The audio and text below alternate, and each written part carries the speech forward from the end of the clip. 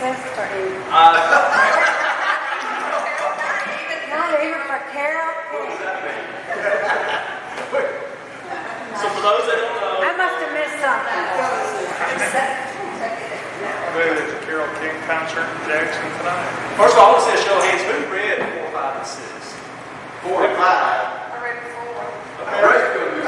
We were instructed by our record that we don't have to read it. That is true. I just hope you didn't read my chapter. No. So the format tonight, as I said, I'm going to take the first chapter, chapter 4, which deals with the tragic sense of life. Then I believe Tim's going to take stumbling over the stumbling stone, and Ray will take necessary suffering. We'll do an opening prayer shortly, and then we're going to spend about 8 to 10 minutes per chapter. It is a two-way street, so I'll ask, or they'll ask. It helps us. I don't have my doctor of divinity, so this is very deep, these topics. We did get a little clip. I call them cliff notes. They got me through college. They're still tough.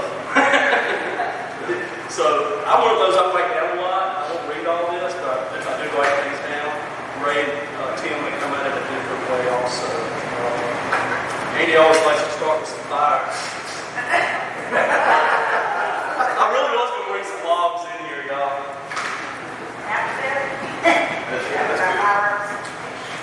And then down at the end, we're going to do 8 minutes of meditation. And you definitely want us to get that in, right? So let's, I was looking for an opening prayer. And the one that came to me was one for understanding. So let's pray. Lord, widen our vision beyond our own small world to embrace with knowledge and love the world of others. Help us, Lord, to always see you at work in our own life and in the lives of others. Bless us with insight, acceptance, and love that is tempered by you, who are all things to all men and women. Help us to understand, Lord, in loving name we pray. Amen. So to segue into chapters 4, 5, and 6, let's kind of briefly go back and summarize the first half of the book. So, Father Richard Ward on Falling Forward. So there's 2 halves of lives. And those aren't chronological based on what we kind of heard last week. Some people, the first half is building on the ego, the second half of life is dealing with spiritual maturity. Like Andy said, some people get it earlier, some don't get it until 6 minutes on the deathbed. So the first half of life, this is for you, Tim, right? Yeah. Tim said, I had to get through chapters 1, 2, and 3. The way I looked at it was, one slide I looked at, and some notes from last week, it's a building of the ego. The task of the first half is to create a proper container for one's life and answer the first essential questions of what makes me significant, how can I support myself, and who will go with me.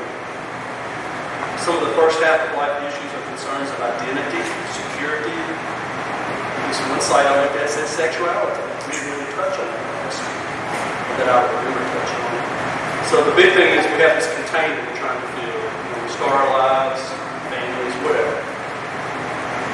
Here's the part where you gotta, as I said, it's not chronological. It's dealing with spiritual maturity in the second half. The task in the second half of life is simply define the actual contents that this container is meant to hold and endure. You find your true self, your soul. In other words, the container is not an end in itself that exists for the sake of your deeper and fullest life, which you largely do not know about yourself. So in summary, the first half of life is discovering the script, and the second half is actually writing it and owning it.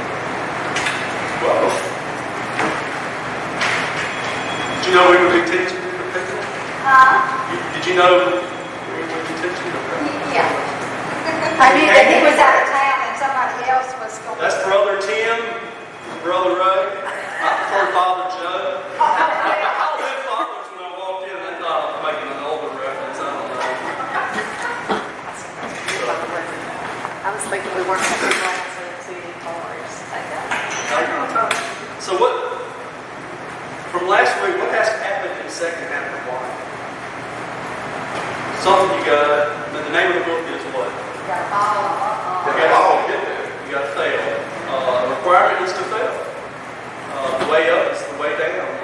So moving to the second half of life, we must be comfortable with change and willing to be stretched beyond our comfort zones. So that's kind of a summary from the first 3 chapters from last week. Anybody want to add to it? Anybody get something out of it differently? Okay. I'm just curious, how many of y'all do e-books? I do. Okay. I listen to Audible, Minnie does that. and then I have to go because I have to go back and reread. Yeah. And then there's also a YouTube video of him doing a lecture on it. I don't know if anybody's listened to it. I also listened to it. That's good. Minnie likes the Audible books because she can walk around the kitchen and work and do stuff. Let Alexa read. Morgan Freeman can do it, and he reads to it. So as I said, I don't have a tragic sense of life. We had these clip notes. As I said, there are a lot of topics in there. We don't have all the answers. It's deep. But so there are like 7 or 10 talking points in my little chapter. I want to touch on 4. One being the word tragic, tragedy, and faith. The second one is getting up after tragedy. Third is organized religion and inclusiveness. And fourth, it's kind of like a homework assignment, looking for exceptions in your life. So what I'm going to do is I'm going to point out a few little passages. This is on page 54. And this is what the author, Richard Moore, had to say. Life is not, nor ever has been, a straight line forward. Life is characterized much more by exception and disorder than by total or perfect order. Life, as the biblical tradition makes clear, is both loss and renewal, death and resurrection, chaos and healing at the same time. Life seems to be a collision of opposites. So, there was this guy that they brought up, he was a 20th century Spanish philosopher. I'm hoping I say this right. He was the one that actually kind of coined the tragic sense of life. He popularized that kind of phrase and kind of mentions it. His name is Miguel de Unamuno. He said Jesus and the Jewish prophets were fully at home with the tragic sense of life, and it made the shape and nature of reality very differently. He equates the notion of faith with trust in an underlying life force so strong that it even includes death. Let me throw this out there. Life is inherently tragic. What does that mean to some of you? Yeah, you said that Jesus and the disciples were looked at it like that. I think people in even more recent times looked at the world that way. You go back to the people found in the church, for example, what they went through. Childhood death, common. They lost children left and right. You might have 3 children lose children. So I think that people are acquainted with tragedy more then than maybe we are now.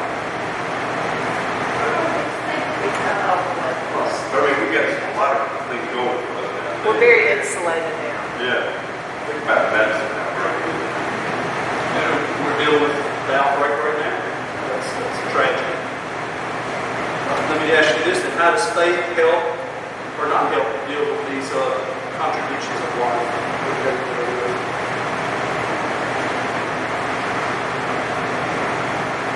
And where I think here, I did children's church with Carter and some other ones.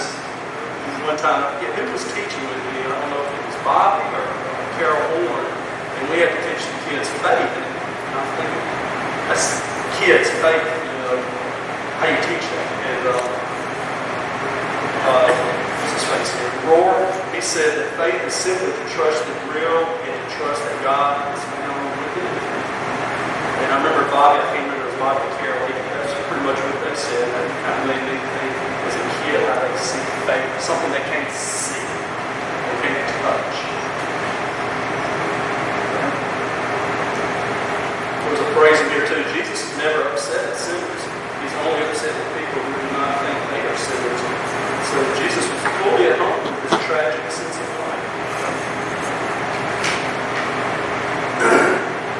So it mentions the gospel is able, this is on page 58, the gospel is able to accept that life is tragic and then graciously add that we can survive and we even grow through this tragedy. This is the great turnaround. It all depends on whether we are willing to see down this up.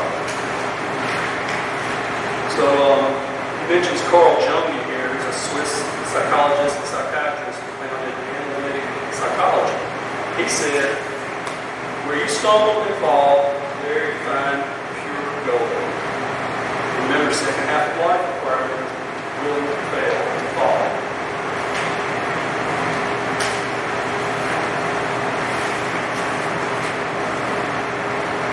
Now we're going to touch a little on organized religion and the inclusiveness of it.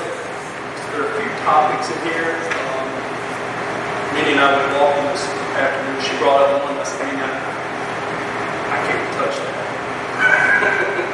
So, what was that on?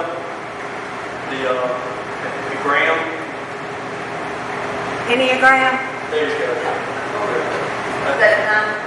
And I just told Joe I knew what it meant because I remember at some point in my life hearing about it, maybe a book read a book club also, but when I wanted to take the test, because I just thought, well, I'll just take this test and see what it's all about since he thinks it's such a great tool.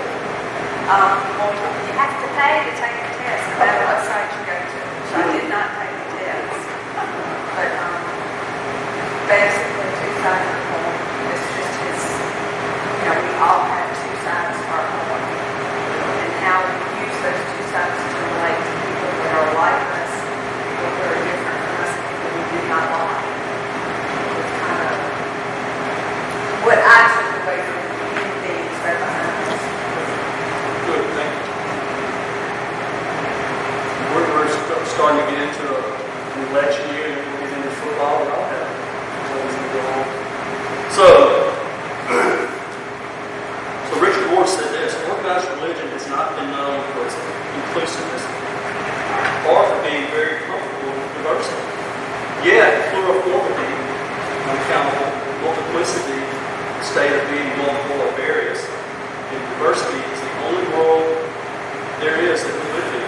It's rather amazing that we can miss, deny, or ignore what is in plain sight everywhere. It's page 60. He goes on to say, much of organized religion, however, tends to be people by folks who have a mania for some ideal order, which is never true. So they are self-happy or content. He said life is filled with handicapped people, mentally unstable people, other people, and people of false religions, people with different customs and traditions. So, what did Andy open up his sermon with this past week? There's a little riddle.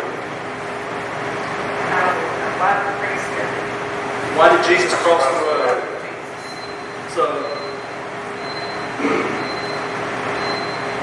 It's a refrigerator. oh, refrigerator? To get to the refrigerator. So what's that mean? We got to be. So,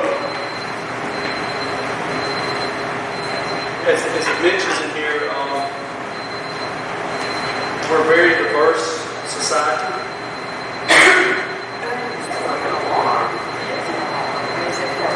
Is somebody cooking something? No. We have an alarm going off. Are you recording? Yes, sir.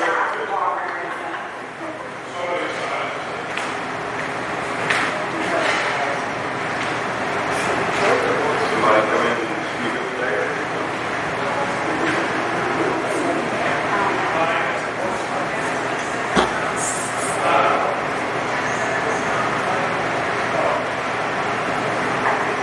Well, Richard Ward didn't take this into consideration. All right, we don't have to concert again. We good? Yeah. So let me ask y'all this. Do you gravitate toward the never broken, always applicable rules and patterns of life? I know I like to work. I used to see things more black and white, now I'm seeing more gray as I get older. It's not an inherit. It's just in general.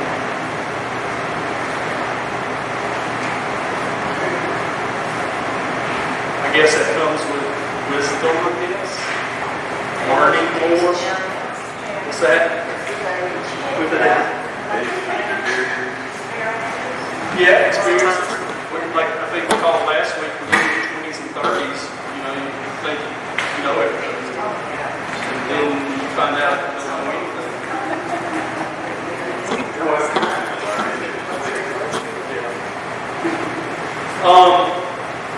What methods have you been able to free yourself of the need to adhere to specific principles in every situation? So, you see something this way it fits the universal way of thinking on that. But you got to accept it, somebody different, or that's maybe not the way you like it, but other people like it. How do you handle that? How do you try to cope, or is there a method to free yourself from your preconceived notion?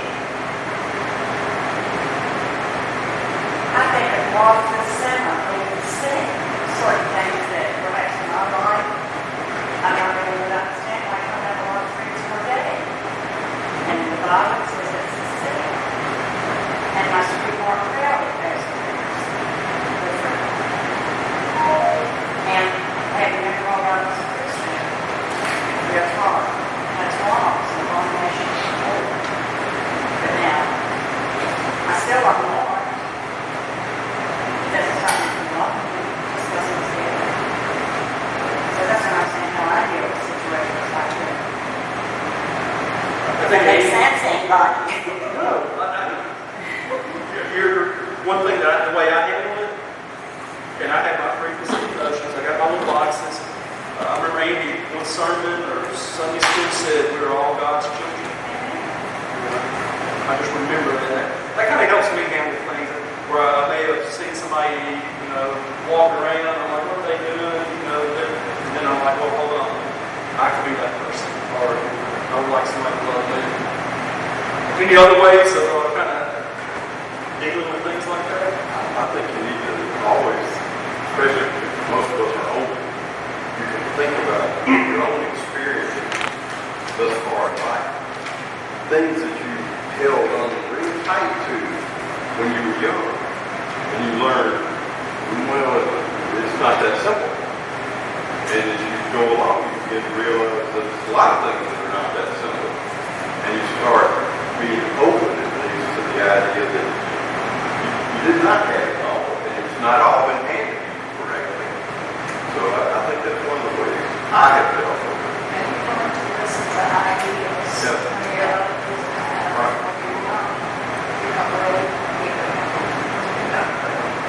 Good. Well, let me wrap it up. This is on page 55. And Rohr says, as those creatures and those humans who are on the edge of what we have defined as normal, proper, or good, who often have the most to teach us, they tend to reveal the shadow and mysterious side of things. He goes on to mention that Jesus had no trouble with the exceptions of the world, whether they were prostitutes, drunkards, Samaritans, lepers, Gentiles, tax collectors. You can go on and on. And a little exercise, I call it homework. It says, look for the exceptions in your everyday life this coming week. Watch for your responses to those who fall outside your sense of what is normal or right or good. Invite the Christ mind to clarify your awareness and understanding. Consider how you might reach out to learn more about a person's moral population you have previously judged as abnormal or sinful. All right, I'm turning it over to Tim now, stumbling. Yes. What page you on? Salvation is centered on its good and beauty. I like that.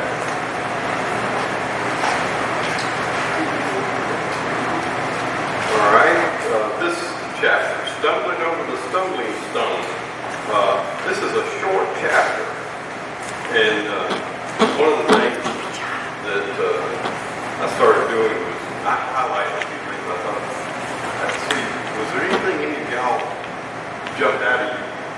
anywhere in this chapter before I start saying anything. That might help us with what we might want to talk about. Anybody highlight a passage or struck by a passage?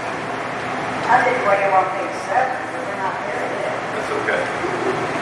All right, I'll just step through. I'll read you some that I highlighted. Okay? I love the quote from his friend Paula D'Arcy. God comes to you disguised as your life. That's on page 66. And then at the top of the next page, he talks about Paul on the road to Damascus. And the quote, why are you hurting yourself by kicking against the goad? When I think about this story, I always think about the sentence in front of it. I always think about Saul, why persecutest thou me? And I really, kind of oblivious to what's said after that. And this whole book is about that phrase, I think. We're pushing back. What was Paul pushing back against? What was he kicking? He was kicking the Christians, but these early people, these people who had a new idea, right? He's not just kicking them, he's killing them, or, to genocide.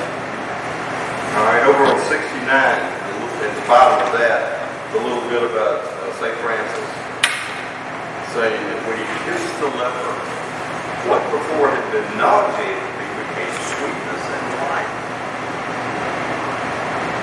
The moment of his conversion, being ransomed, happened then, he says. The moment when he left the world. I thought that was a powerful thing.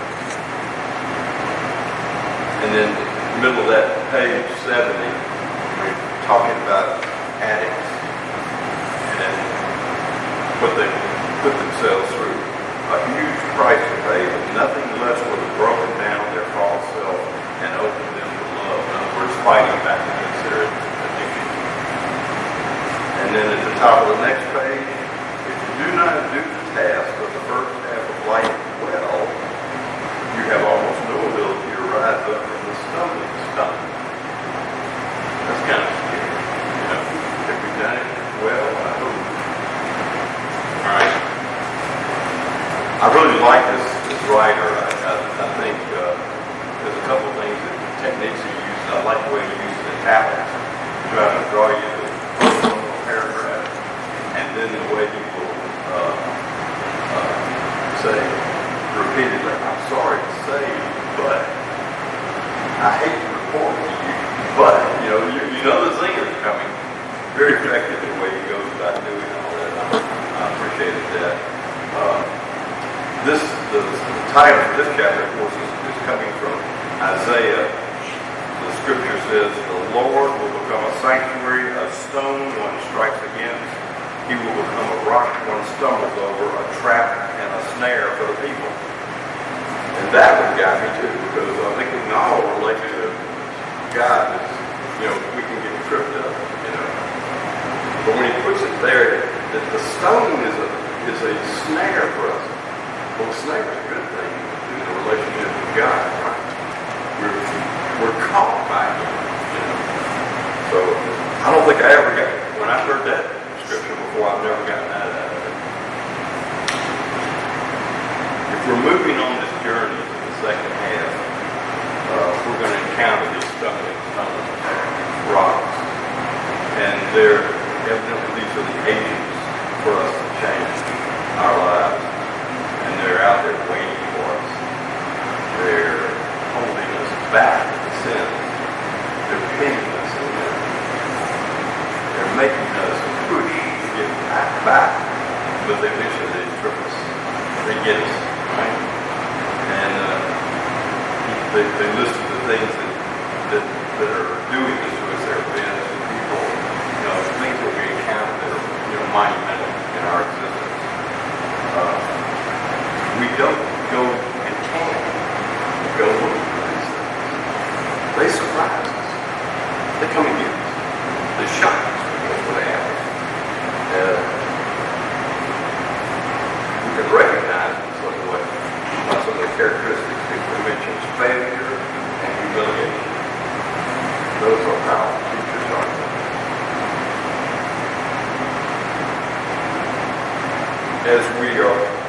slammed by these experiences. You have to be willing to give up control for them to affect change in us. Can you think of a good example of somebody who learns how to give up or is disciplined in giving up the control that we all tend to want to hold up to?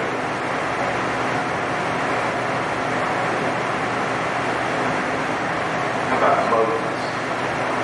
When he's thrown out of Egypt, they put him out with what they gave him his staff and no victuals to come out there. So he had to, get away. And his experience out there changed. And it wasn't the big change that he had later, but it was getting him ready. And I think that's kind of what this book is saying in the first part of our lives is we getting ready for it. So Moses is out there wandering in the wilderness, and he's going to do a lot more wandering later. But I think that's a good one for me, that he's hardened by that experience, so that when he then goes up and encounters God in the burning bush, he can receive that message. This leads into Ray's bit that will follow this. The following to go upward necessitates suffering. I made reference to Paul already. The people he was persecuting the word of God. He bumped up against them. And he's going to get them out of the way, right? All over a new idea. And then this book moves on to back to the Odyssey type thing. To find what is lost, we must first lose it. Did that trigger anything in any of y'all's head when you read that part? It hit a button. Anybody? Sometimes you don't To know. find what? Sometimes you don't know you have something until it's it. All right. See if this sounds right. Don't it always seem to go that you don't know what you've got? Who is that? Johnny Mitchell. Faith, prayer, I put a part in it. I think that one is a little bit, that's not quite the spiritual journey we're talking about. It's that idea of loss. How about this one? Maybe this will trigger something in you. I must have loved you for years, only I was such a stupid fool I didn't know it. Who's that?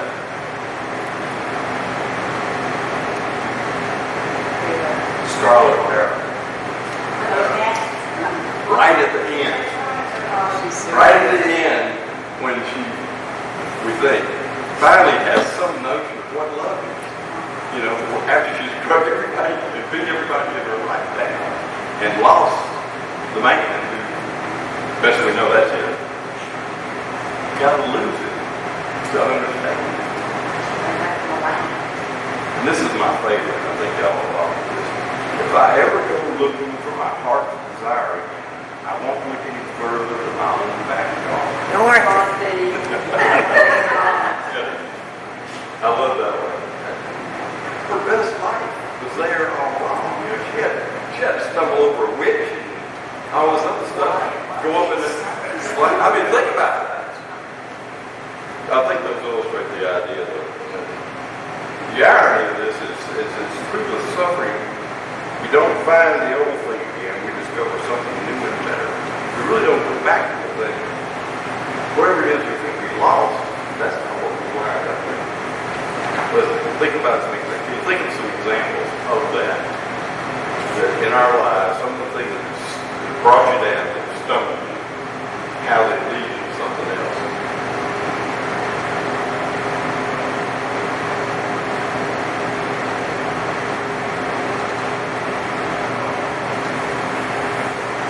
I had to stumble pretty bad.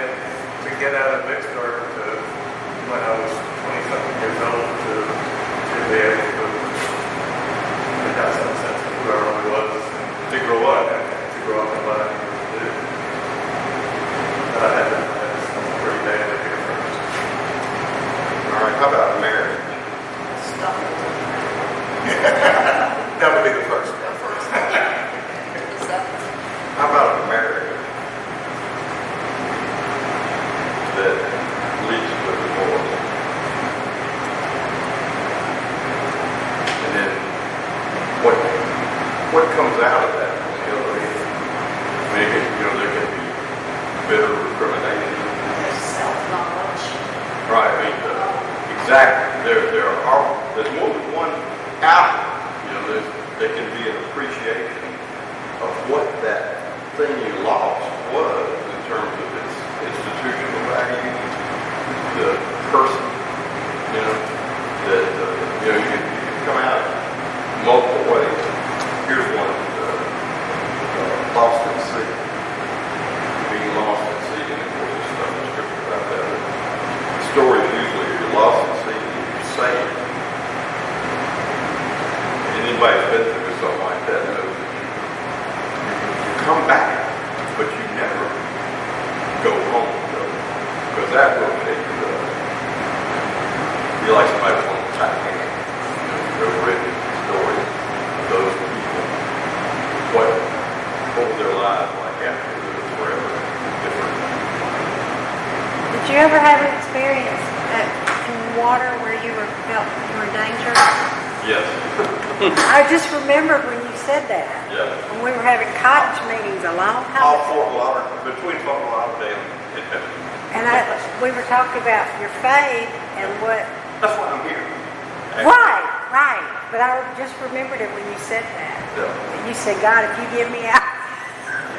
And what it takes is, and you wind up, you might go home. I came back to Pittsburgh versus a new place. One same place I lived. I don't know why I remember that. And of course, the central thing in our faith, the cross. We all fall down. Imagine the first Christian. How this must have brought them down. But what happens? Resurrection.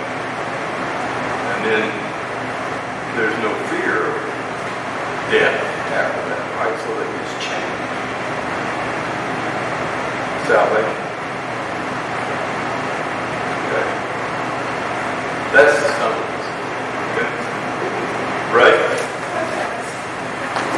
Stumbling in. I can't do anything without a handout. My nature. Yeah. Was it got illustrations? No, it doesn't. I don't know. It does have colored font anyway.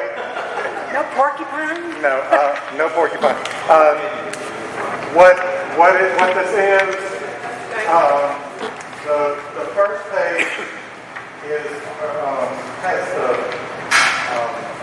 the sections of the book that I think are worthy of sharing.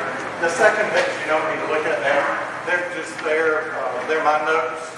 What I'm going to share with you. So if for some strange reason you get home and you say, What did he "What on say? earth was he talking? What was he talking about?"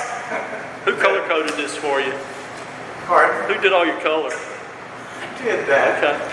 He's a principal. What do you mean? Yeah, but I thought you had very good secretaries and lead teachers.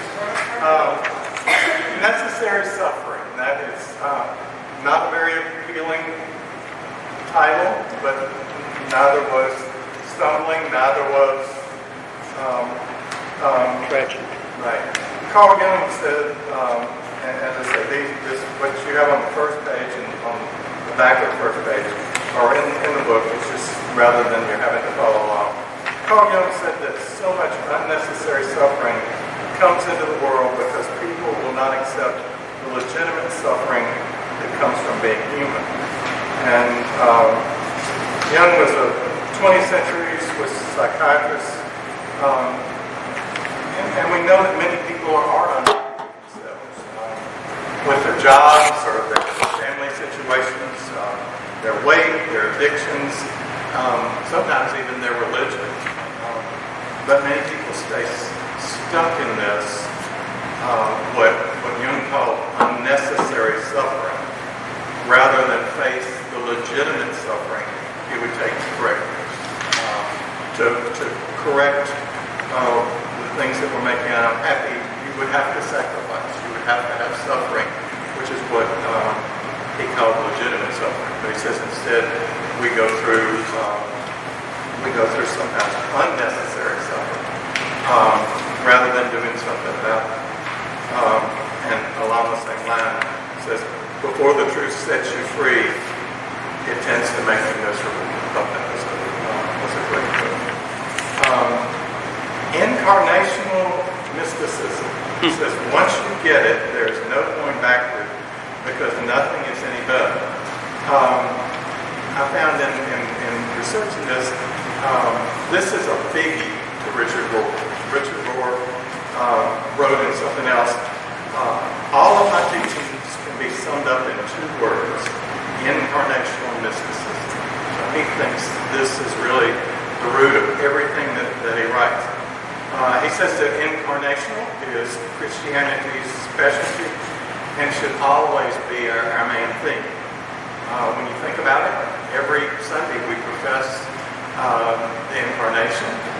Every Sunday we say the Nicene Creed. The power of the Holy Spirit became incarnate from the Virgin Mary. So that part of it, incarnate just means to be made flesh. Mysticism is where the problem comes in that most of us said that many Christians are really scared of this word. But a mystic, according to Rohr, is just a person who has moved from mere belief to actual inner experience of God. So he's saying that mysticism, instead of just believing something because that's what we've been told and that's what we believe we're supposed to believe, that we've actually had an inner experience with God that we don't have any choice to believe it because there's something, an experience that's caused us to. And that's what he says is, I guess you'd say, what we might strive for. There was a German Jesuit who stated that, named Karl Rahner, who stated that if Western Christianity does not discover its mystical foundations and roots, we might as well close the church doors. And another philosopher, British philosopher, Alan Watts wrote, the essence of mysticism is the consciousness of union with God. And until some people have this inner spiritual experience, he says doctrines like the Trinity, for instance, have little active power. We just believe them because we talk to believe them instead of feeling the power of the Father, the Son, and the Holy Spirit, all three.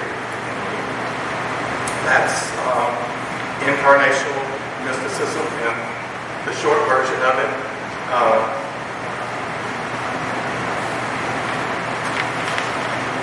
Then he says the natural world believes in necessary suffering as a very cycle of life. I think this is pretty easy for most of us. Just observe the daily dying of the sun so that all things can live, the total change of the seasons, the plants and trees along with it, the violent world of predators and prey. And then he gives the story of his own sweet black lab, Venus, who today killed a little groundhog and brought it back to me, expecting approval. It's just the world. It's necessary suffering. What happens? I couldn't help thinking, though, and I made a note of it, that it is important sometimes to consider even then how we deal with necessary suffering. Note that we've had cats, and the cat brings a rat or a poisonous snake and has killed it. It's like, great cat, that is great.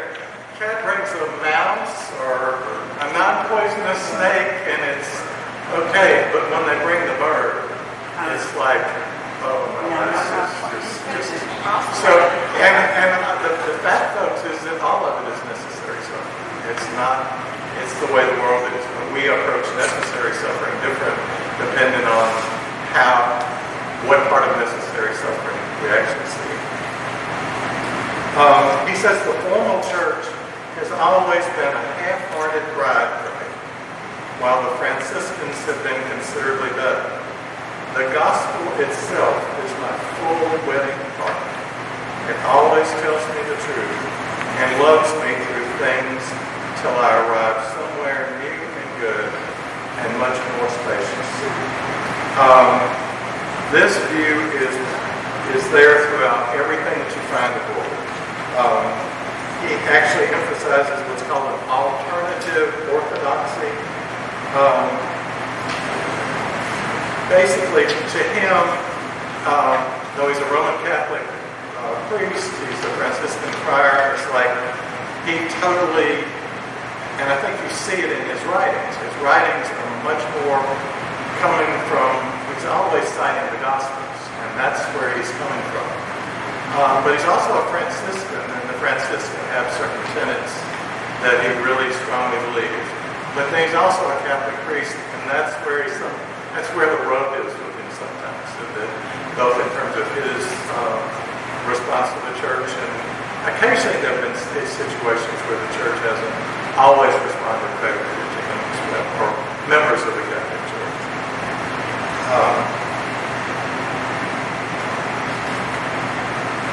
As we move into the second half of life, this was the thing about hating your family. As we move into the second half of life, we are very often at odds with our natural family. Many people are kept from mature religion because of the pious, immature, or rigid expectations of their first half of life family. Even Jesus, whose family thought he was crazy, had to face this dilemma firsthand. And for those of you who, I had to look it up because Mark 3:21, he quotes here, and he said, and Mark 3:21 says, when his family heard about this, they went out and took custody of him, saying, he is out of his mind.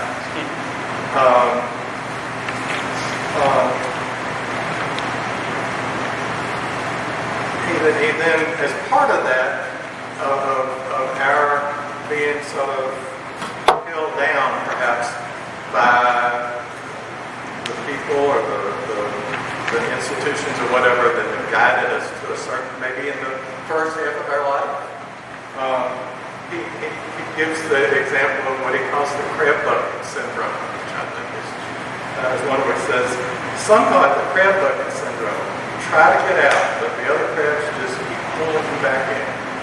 What passes for morality or spirituality in the vast majority of people's lives is the way everybody that grew up thinks. First off, I think the image of a crab bucket and crabs in a crab bucket is a great one, because you think maybe of the crab trap, but then you think of after you brought the crabs into the kitchen and they're in that bucket and they're trying to get out, but they keep grabbing at each other and pulling each other down. Occasionally one of them gets out and runs around the kitchen and everybody goes crazy. If y'all have the same family beach experiences that I have. But it's the thought that if you're questioning, if we are questioning things and asking questions of ourselves that people around us are not asking, and we verbalize those of our friends, our family, our churches, sometimes they're frequently gonna pull us back out. It's not that they're trying to hurt us, but they're trying to keep us into that same sort of spirituality that we've always taken for granted as being right. And in fact, it may be right, but we still are. That is where he's talking about the family. Sometimes you've got to leave. Back to what I was mentioning when you asked me, sometimes you've got to get out of your current world or your current space. It's important. He says that to understand home doesn't have to mean your literal home. It doesn't have to mean the house you were raised in or the town you were raised in or the church you were in, but your home can be your beliefs or your prejudices or any number of things. He says it takes a huge push, much self-doubt, and some degree of separation for people to find their own soul and their own destiny apart from what mom and dad always wanted them to be and do.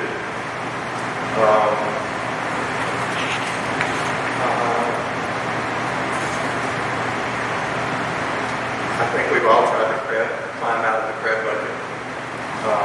And I think we all have felt times that we have been pulled back down by our social network. Or if you have a new idea at work. But the other crabs in your work environment say, oh no, that's not how we do it. We've decided this is how we are the things that principals hate to hear from teachers. We've always done it this way. Or maybe there is a better way. Maybe there's a better way to live our spiritual life. I don't know. This was interesting. It says, consistently, the great religious teachers and founders leave home, go on pilgrimage to far-off places, do a major turnabout, choose downward mobility, and how often it is their parents, the established religion at that time, spiritual authorities, and often even civil authorities who fight against them. Read the biographies of Buddha, Abraham, Joseph, Moses, Jesus, Francis, etc. And you will see that this Gandhi, and you'll see that this pattern is really rather universal.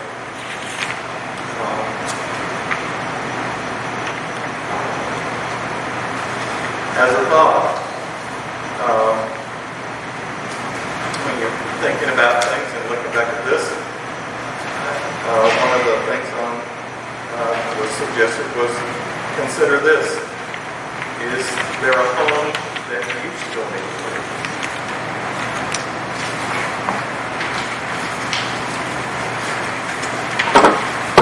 Jesus calls losing our very life or losing what is called the false self.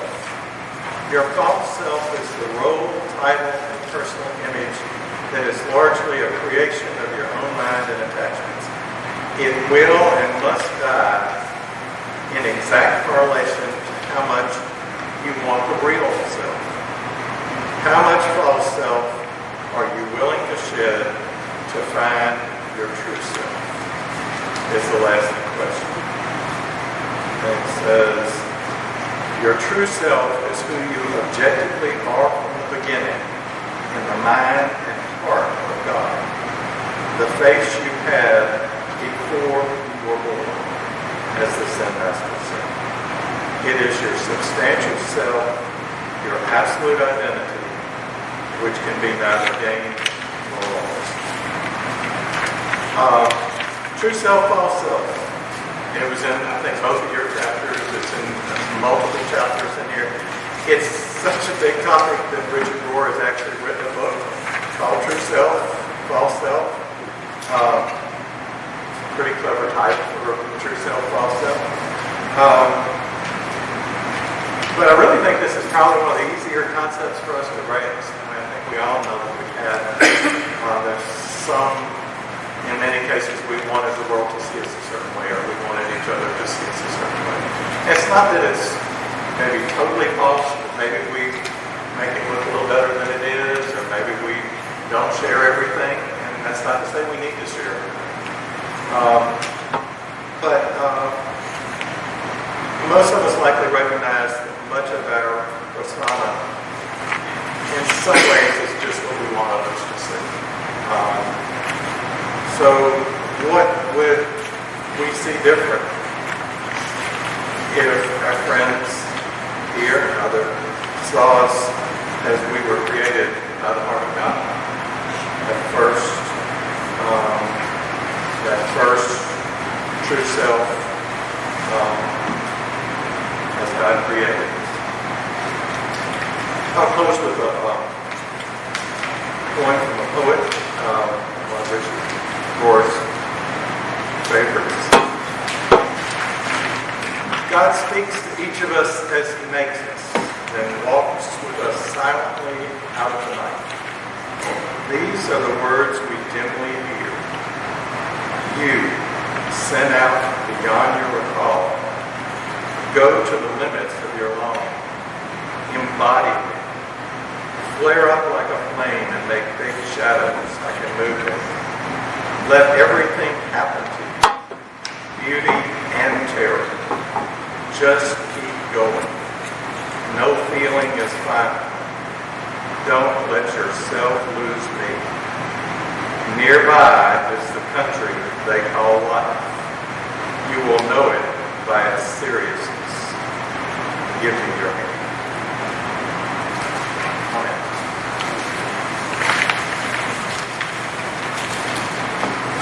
You know, the early part when we were like babies,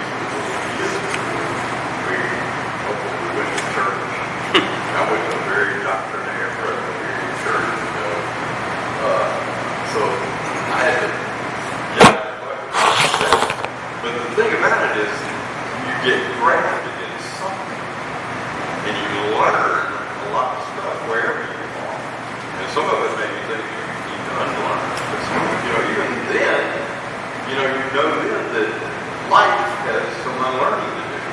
And I think that where I see it, you know, some of my family members, they're so still in that. Never occurred to them to have a different idea. We got the answer. And sometimes you revisit something or you reconsider something or you look at something a different way and you come right back to how you felt in the first place. I mean, sometimes it validates what you felt. But other times, if we're really attentive to what God's telling us and what God's sharing with us, maybe He's leading us down a different path. If you were going to start a Facebook or Google, we want to smack it all follows. You wouldn't want to what? I'm sorry. Staff that all follow exactly the same as one way to code, one way to structure. That's not the discussion of what calls the law of soldier. Who has to be discharged because, and I thought that was a really interesting section because it's kind of what we see with our political refusal to cross the line because the local soldier already has defined everything for us and made it the way it's what's supposed to be. And I love the story about the literal discharging of soldiers and saying it's over, it's done. The Japanese right there. Oh, I thought it was just beautiful. Yeah. And they've done well with it. But the fact that sometimes we are self-doctrined and in different ways, that whole section about discharging the local soldiers. This, for those of you who didn't read the chapter yet, this was the Japanese after World War II, when they came back and they needed to think differently as a country, and they needed to they needed to think as different individuals, but they had been loyal soldiers, but they needed to put that down and move into a different. They need to fill their container with something different than that.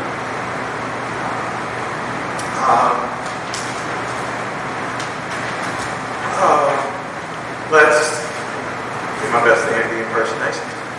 Why don't we take a good deep breath together. And after that, position yourself, remembering the most comfortable ways to let yourself go, to let your mind ponder on what has been shared tonight, what it might mean for you, and keep some silence. Any comments? Questions? Thank you all for such a Dr. Giambrone? And for next week, Virginia. It takes me a minute to absorb some of this.